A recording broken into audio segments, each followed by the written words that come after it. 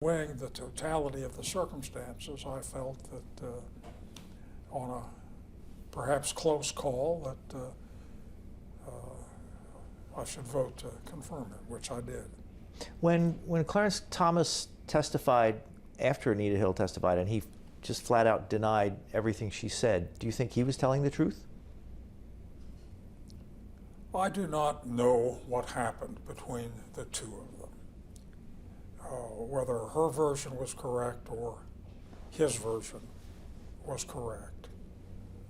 I do know, and I have said this before, that when my wife and I have an argument about something, 10 minutes later, we can't recall exactly what we were arguing about, or certainly an hour later, we don't, or 10 days later, and certainly not 10 years later, in terms of what had happened, going back over their conversations as to how much she recalled or how much he recalled.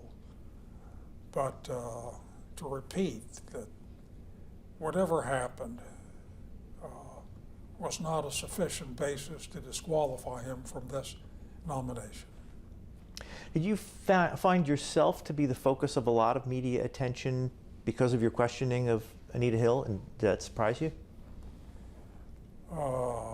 I did find myself to be the focus of a lot of media attention, and no, it did not surprise me. This was a big matter. This was a nomination to the Supreme Court of the United States. You had a man who was 43 years old. He was African American. He was being nominated to replace Thurgood Marshall. And he had the prospect of serving a very long time.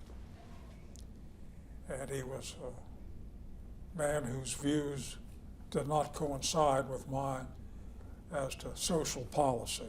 How that would affect him on the court, I do not know. And we had a young woman who had stepped forward to testify, to bring certain facts forward to the public, which were very stark and had attracted a lot of attention. And later I was told people were watching it around the world in very different time zones, but this was something that they were riveted to, and people still are. So was I surprised that there was this tremendous amount of attention and focus of attention? No.